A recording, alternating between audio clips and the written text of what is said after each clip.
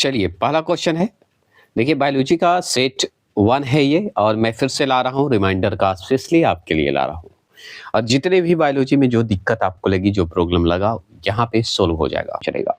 देखिए बेरी-वेरी जो है रोग किस विटामिन की कमी से होता है? तो ये होता है बेरी-वेरी जो रोग अगर आएगा तो option number B vitamin B one से है ना? विटामिन बी1 का रासायनिक नाम अगर बताना चाहें तो बता सकते हैं कमेंट बॉक्स में। दूसरे प्रश्न की अगर बात करें तो स्टार्च से क्या संबंधित है? स्टार्च जो है किससे संबंधित है? स्टार्च से क्या संबंधित है? ये पूछ रहा है तो ऑप्शन नंबर 2 का 1 होगा। जो 1 लगाए होंगे वो सही लगाएँगे। अब चलिए तीसरे प्रश्न की बात करते हैं। तीसरा प्रश्न है कि अस्कार्विक रोग जो है किस विटामिन की कमी से होता है? अगर आपको स्लो लगेगा तो आप स्पीड करके वीडियो को देख लीजिएगा। तो अस्कार्विक रोग जो है बताइए किस विटामिन की कमी से होता है? तो आप अच्छे से जानते होंगे विटामिन सी का नाम सुने होंगे। तो ये भी आपका आंसर सही होगा। कितने नंबर आ रहे हैं कमेंट बॉक्स में ज़रूर करिएगा। आंसर का जवाब दीजिएगा, मैं कमेंट बॉक्स पे बैठा रहूँगा। बैठने का मतलब जवाब दूँगा। चौथे प्रश्न की बात करें पेप्सिन होता है। तो पेप्सिन क्या होता है? पेप्सिन बताइए इस 4 ऑप्शन के हिसाब से। तो ऑप्शन नंबर जो बी लगाएँगे वो सही लगाएँगे, एंजाइम होता है। चलिए, ये भी सही बात है। 5वें प्रश्न की बात करते हैं। 5वां प्रश्न है वह कौन-सा तत्व है? सिर्फ मॉक टेस्ट दे रहे हैं। आपका रेलवे को निकालना है तो ये मॉक टेस्ट देने के लिए तैयार रहे। कौन-सा तत्व है जो दंत इनेमल को कठोर बनाता है? देखिए दाँत में हमारा कैल्शियम और फास्फोरस होता है। ये तो हम जानते हैं इसलिए आंसर ये भी सही होगा। लेकिन आपको पेस्ट जो हम यूज़ करते हैं हम लोग, उसमें फ्लोरीन होते हैं, है ना? तो ऑप्शन नंबर बी जो लगाएँगे 5वां का वो सही होगा। ये पूछ रहा है कि दंत इनेमल को कठोर बनाता है, तो फ्लोरीन आंसर सही है इस बुक के हिसाब से। गूगल पे आपका कैल्शियम और फास्फोरस देता है, तो याद रखिएगा ऑप्शन के हिसाब से आपको टिक लगाना है। वहाँ पे अगर कैल्शियम और फ्लोरीन भी अगर देगा, तो अगर आपको पूछेगा कठोर बनाता है, तो आप याद रखिएगा ऑप्शन नंबर बी लगाइएगा। और पूछेगा दंत इनेमल है, तो दंत इनेमल में क्या है? तो कैल्शियम और फास्फोरस है। ये भी जवाब दे सकते हैं। छठे प्रश्न की बात करते हैं। छठा प्रश्न क्या है कि जनन क्षमता में कमी होती है। तो जनन क्षमता में कमी होती है किस विटामिन की कमी से होती है? तो हम बता देते हैं छठे प्रश्न का जो जवाब देंगे option number D vitamin E की कमी से होता है। ये भी सही बात है। अब चलिए 7वें प्रश्न की बात करते हैं। 7वां प्रश्न है विटामिन की खोज की। तो विटामिन की खोज किसने की? बहुत अच्छा क्वेश्चन है। तो हम विटामिन की खोज की बात करें तो सी फंक ने की थी। मतलब फंक ऑप्शन में देता है। ठीक है? याद रखना है। चलिएगा 8वें प्रश्न की बात करते हैं। 8वां क्वेश्चन को ध्यान से सुनिए। कौन-सा कार्बोहाइड्रेट मोनोसैकेराइड है? कौन-सा है बताइएगा? बता सकते हैं इसपे? तो आप बताइए किसका? 8वें प्रश्न का। तो ऑप्शन नंबर बी ग्लूकोज और फ्रक्टोज जो हैं ये सही आंसर हैं। ठीक है? क्लियर हो गए? कोई दिक्कत नहीं। आगे चलते हैं। 9वें क्वेश्चन की बात करते हैं। 9वां क्वेश्चन है कि निम्नलिखित में से कौन-सा डाइसैकेराइड है? ठीक है, अब डाइसैकेराइड कौन-सा है बताइए इसमें से? तो 9वें प्रश्न का डी मल्टोज जो है आपका डाइसैकेराइड है। ठीक है? आगे बात करते हैं 10वां प्रश्न की बात करते हैं। 10वां प्रश्न क्या है सुनिए। निम्नलिखित में से कौन-सा दूध प्रोटीन है? कौन-सा जो है दूध प्रोटीन है? इस ऑप्शन के हिसाब से फटाफट जवाब दीजिए। तो option number C casein. Casein याद रखिएगा दूध प्रोटीन है। आगे बात करते हैं। 11वें प्रश्न की बात करते हैं। 11वां प्रश्न है किस विटामिन को हार्मोन भी कहते हैं? कौन से विटामिन को हार्मोन कहा जाता है? बहुत अच्छा क्वेश्चन है। 11वां प्रश्न का जवाब देंगे। तो हार्मोन कहा जाता है ऑप्शन नंबर डी मतलब option number C vitamin D को कहा जाता है। 11वां प्रश्न का जो सी लगाए हैं वो सही देंगे। हार्मोन भी कहा जाता है विटामिन डी को। ठीक है, आगे बढ़ते हैं। 12वां प्रश्न की बात करें तो 12वां क्वेश्चन देखिए कि रेनिन का जो है श्रवण करने वाला अंग कौन-सा है बताइए? रेनिन का श्रवण करने वाला अंग का नाम बताइए। बताएँगे 12वां प्रश्न का आंसर का जवाब दीजिए। तो इसका आंसर का जवाब ऑप्शन नंबर बी अमाशय। क्या है? अमाशय। अमाशय को इंग्लिश में क्या बोलते हैं ये ज़रूर करिएगा क्योंकि क्वेश्चन रेलवे में पूछा हुआ है। तो आप कमेंट करिएगा। नहीं तो कम्युनिटी पोस्ट में तो मैं इस तरह का क्वेश्चन करूँगा क्योंकि इसी तरह का क्वेश्चन आ रहा है। 13वां प्रश्न की बात करते हैं। अब 13वां प्रश्न की बात करते हैं। 13वां है डार्विन का सिद्धांत था। तो डार्विन का सिद्धांत क्या था? तो पता है देखिए, डार्विन का सिद्धांत जो है प्राकृतिक चयनवाद है। ठीक है? और ये इसके अनुसार ये सही आंसर है। ठीक है? ऐसे इनका तो डार्विन का अगर विकासवाद अगर ऑप्शन में रहेगा ना तो वो पहले टिक लगाइएगा। अगर वो ऑप्शन में नहीं है तो प्राकृतिक चयनवाद से जोड़ दीजिएगा, क्योंकि प्राकृतिक से ही जोड़कर वो विकास को बताए हैं। क्लियर हो गए? और भी जानकारी है जो कि हम नहीं दे सकते, मुक्त टेस्ट है। प्रश्न 14 प्रश्न की बात करते हैं। 14वां प्रश्न है, वन पारिस्थितिक तंत्र में हरे पौधे होते हैं।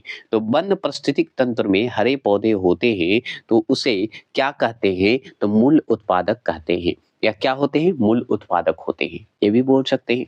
चलिए 15वें प्रश्न की बात करते हैं। कैसा लग रहा है ये मॉक टेस्ट, बताइएगा। 15वां प्रश्न की बात करें तो जीवों तथा वातावरण के पारस्परिक संबंधों का अध्ययन कहलाता है। तो क्या कहलाता है? 15वां प्रश्न का जवाब देंगे तो ऑप्शन नंबर बी याद रखिएगा, इकोलॉजी कहलाता है। क्या कहलाता है? इकोलॉजी कहलाता है। 16वां प्रश्न का क्वेश्चन है, उत्परिवर्तनवाद प्रस्तुत जो है किया। उत्परिवर्तनवाद जो है प्रस्तुत किसने किया था? ये जवाब दीजिए। तो डी व्रीज ने दिया था। 17वां प्रश्न है, पेलियंटोलॉजी अध्ययन है, किसका अध्ययन करते हैं? इससे बताइएगा। बताएंगे किसका अध्ययन करेंगे? 17वां प्रश्न का जवाब दीजिए।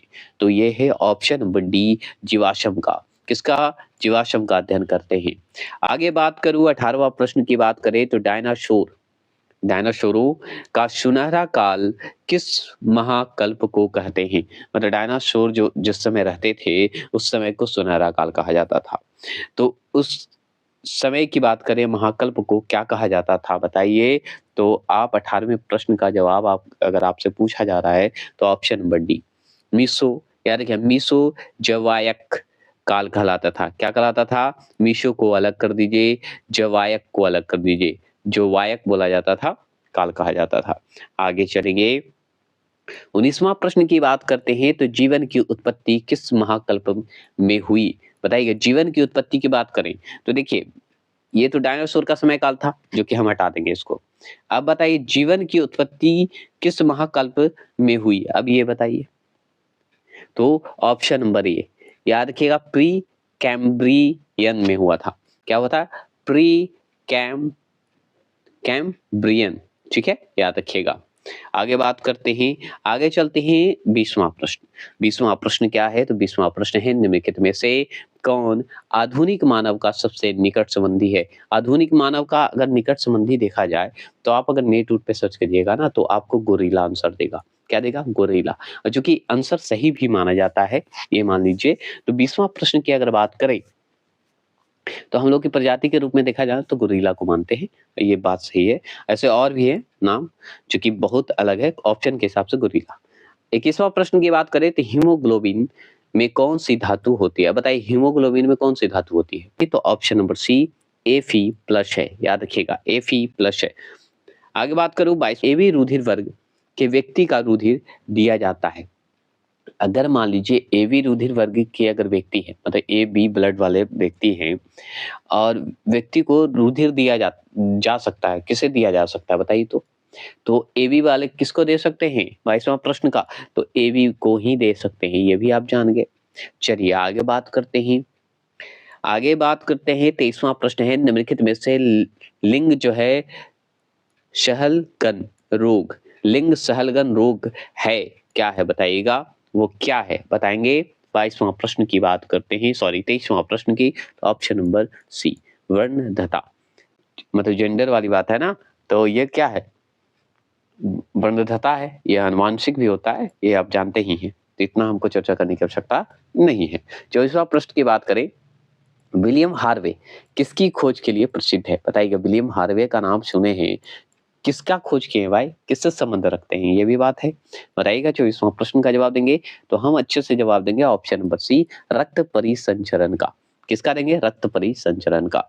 25 क्वेश्चन नंबर की अगर बात करें, कौन सा अंग जो है रोगाणुओं का विनाश करता है तथा शरीर का पुलिस रक्षक कहलाता है, वो बताइए क्या होगा आंसर? 25वां प्रश्न का जवाब देंगे तो याद रखिएगा ऑप्शन नंबर ए, टॉन्सिल। ये 26 क्वेश्चन नंबर की बात करें, मनुष्य में मादा स्पष्ट जो है युग्मनज बोला जाता है का जो है संगठन होता है, तो किसका होता है? तो मादा की बात हो रही है, तो मादा नर मतलब पुरुष, पुरुष और मादा मतलब महिला, तो वाइस x होता है, ठीक है, 22 प्लस x होते हैं। देखिए 27वां प्रश्न की बात करें, पिता A रुधिर वर्ग और माता B वर्ग की हो तो इनकी जो संतान में, अगर संतान होगा मतलब बेटा बेटी या कोई भी वंश होगा, में कौन सा रुधिर वर्ग संभव है, कौन सा ब्लड होगा बताइए, जिसका मतलब पिता A होंगे और माता B होगी। तो इसमें जो ऑप्शन नंबर डी देख रहे हैं, A है, B है, O है और AB चारों होगा, ये भी ध्यान रखना है। 28वां प्रश्न है, सर्वत्रिक रुधिर दाता, दाता जो है, दाता मतलब देने वाला, कौन सा है बताइए। 28 का आंसर का जवाब दीजिए। तो हम जानते हैं ऑप्शन नंबर डी, देने वाला ओ है, सर्वदाता कौन है, ओ है, और सर्वग्राही कौन है, तो ए भी है, हम अच्छे से जानते हैं।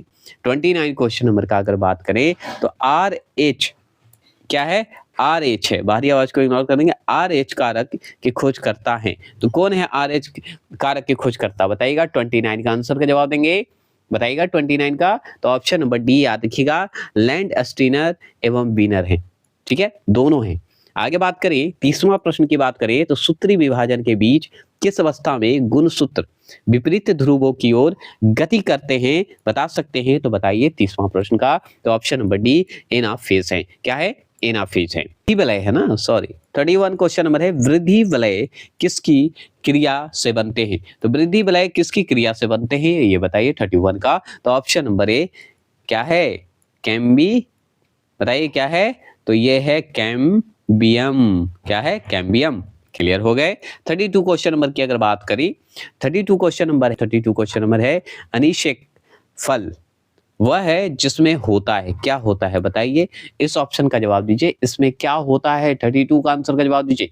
32 का आंसर का जवाब ऑप्शन नंबर सी, बिना परागन और निषेचन के बना फल है, ठीक है, बिना परागन और बिना निषेचन के बना फल है। 33 का क्वेश्चन की बात करते हैं। 33 क्वेश्चन है, पराग कण जो है, यहाँ पे देखिए पराग है, कण जो है क्या है, पराग कण जो है क्या है बताइए। 33 का आंसर का जवाब दीजिए। तो ये है ऑप्शन नंबर ए, नर युग्मोद्भिदी है, ऐसे युग्म को द्विविधि बोला जाता है, कोद विधि बोल सकते हैं, ठीक है। आगे बात करते हैं 34 क्वेश्चन नंबर की बात करें तो आवृतवीजी पादपों में भ्रूण कोश प्राय होता है, तो क्या होता है भ्रूण कोश प्राय बता सकते हैं। 34 का आंसर का जवाब दीजिए। तो ऑप्शन नंबर सी, त्रिगुणित होता है, क्या होता है, त्रिगुणित होता है। अगर बात करूं 35 क्वेश्चन नंबर की बात करें तो बीज किससे बनता है, तो बीज किससे बनता है बताइएगा। 35 का आंसर का जवाब दीजिए। तो ऑप्शन नंबर डी, बीजांड से बनता है, किससे, बीजांड से लगा सकते थे, कोई दिक्कत नहीं होता। 35 का आंसर का जवाब समझ गए।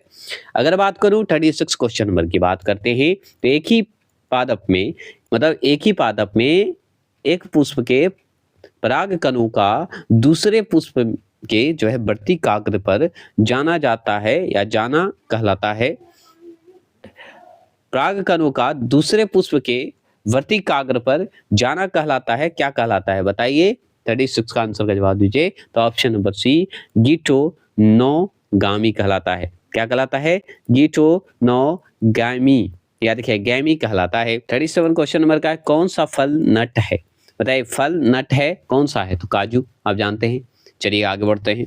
38 क्वेश्चन नंबर का बताइए, बहुत इजी क्वेश्चन है। 38 क्वेश्चन नंबर का जवाब दीजिए। 38 कि नारियल के खाने योग्य जो भाग होता है वो क्या कहलाता है, तो भ्रूण कोश कहलाता है, क्या कहलाता है, भ्रूण कोश कहलाता है। तो नारियल का अंदर वाला भाग खाते हैं तो भ्रूण कोश ही कहलाएगा, ये आप अच्छे से जानते हैं, ठीक है। सच्चा फल होता है, तो एक सच्चा फल क्या होता है बताइए। 39 का आंसर का जवाब दीजिए। तो एक सच्चा फल होता है ऑप्शन नंबर सी, निषेचित एवं विकसित अंडाशय होता है, ठीक है, क्लियर हो गया। अगर बात करूं 40 प्रश्न की बात करूं, 40वां प्रश्न क्या है कि कटहल में मांसल खाने योग्य भाग है, तो कटहल में मांसल खाने योग्य भाग कौन सा है पता है, दोनों है, सह पत्र भी है और परिदल पुंज भी है। 41वां प्रश्न की बात करते हैं। 41 क्वेश्चन नंबर, अधिकांश पादप जो होते हैं, पादप मतलब पौधा, वायरस में जेनेटिक पदार्थ है बताइएगा, मतलब पादप वायरस में जेनेटिक पदार्थ है, वायरस मतलब विषाणु के जेनेटिक पदार्थ है, तो उसमें क्या होता है बताइएगा। 41 का आंसर का जवाब दीजिएगा। तो ध्यान रखिए 41 के आंसर की अगर बात करें 41 की, तो इसमें ऑप्शन नंबर बी याद रखिएगा आरएनए। क्या होता है? आरएनए होता है, ये आप जान गए। अगर बात करूँ इसी में अगर पादप की बात हुई, इसी में 42 देखिए जंतु वायरस की बात हो रही है, में आनुवांशिक पदार्थ अधिकांशतः होती है। तो देखिए इसमें दोनों आंसर होते हैं, ठीक है? दोनों होता है, डीएनए या आरएनए, दोनों ऐसे दिया, या होगा और नहीं होगा, ये ज़रूर ध्यान रखिएगा, ठीक है? तो इसमें ये भी आंसर सही है। लेकिन अगर देखा जाए कि अगर ये दोनों में से ऑप्शन अगर नहीं रहे, मतलब मान लीजिए या नहीं रहे, ठीक है? या नहीं रहे और रहे, तो ये तो गलत होगा ही। अगर या रहता तो आंसर तो यही होगा, लेकिन या नहीं रहे और सिर्फ यही सब रहे, तो आपको डीएनए लगा के आगे बढ़ जाना, क्योंकि जंतु में डीएनए एसिटिक लगा के आगे बढ़ जाएगा, कोई दिक्कत नहीं। अगर बात करूँ 43 क्वेश्चन नंबर की बात करूँ, ठीक है? 43 क्वेश्चन नंबर की बात करें, तो प्रतिजैविक औषधि अधिकतर जो है किसमें मिलती है? बताइएगा किसमें मिलती है? ये जवाब दीजिए 43 का आंसर का जवाब, तो आप जीवाणु में, बैक्टीरिया में। 44 की बात करें तो वायरस की सर्वप्रथम खोज किसने की थी? वायरस की खोज किसने की बताइए? तो ऑप्शन नंबर सी डी इवानो वक्सी, वक्सी बोला जाता है, ठीक है? ये आप जानते हैं। 45 है जीवाणु की खोज की थी, तो जीवाणु की खोज जो है किसने की थी ये बताइए? 45 का आंसर जवाब दीजिए, तो ऑप्शन नंबर ए याद रखिएगा, ए भी बोला जाता है, याद रखिएगा लिवियो हुक, याद रखिएगा, हुक भी बोल सकते हैं। आगे बात करते हैं 46 प्रोटीन की इकाई मतलब यूनिट है, तो क्या है प्रोटीन की बताइएगा 46 का? तो option number C amino acid है। चलिए ये भी ठीक है। 47 की बात करते हैं। 47 क्वेश्चन नंबर की बात करें, 47 क्वेश्चन नंबर बताइए 47। तो कोशा में प्रोटीन संश्लेषण का स्थान है, तो क्या कहलाता है वो कोशा में? तो ऑप्शन नंबर सी राइबोसोम कहलाता है, ये भी सही। 48 क्वेश्चन नंबर की बात करते हैं।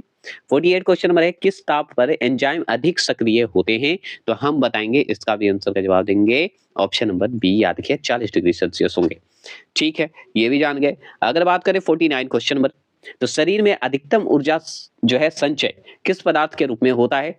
किस पदार्थ के रूप में होगा 49 का? तो डी होगा, याद रखिएगा वसा होगा, ठीक है? वसा होगा। 50 की बात करते हैं, तो बच्चे में रिकेट्स तथा ऑस्टियोमेलिशिया लेशिया रोग किसकी कमी से होता है? किसकी कमी से होगा बताइएगा? तो डी की कमी से होगा, ये आप अच्छे से जानते हैं, इसमें कोई शक तो है नहीं। तो यही आपका आंसर होगा। ये हो गए आपके सेट नंबर 1। इसी तरह सेट नंबर 2, सेट नंबर 3 चलेगा, जो कि हम आपको लगातार करते चल जाएंगे।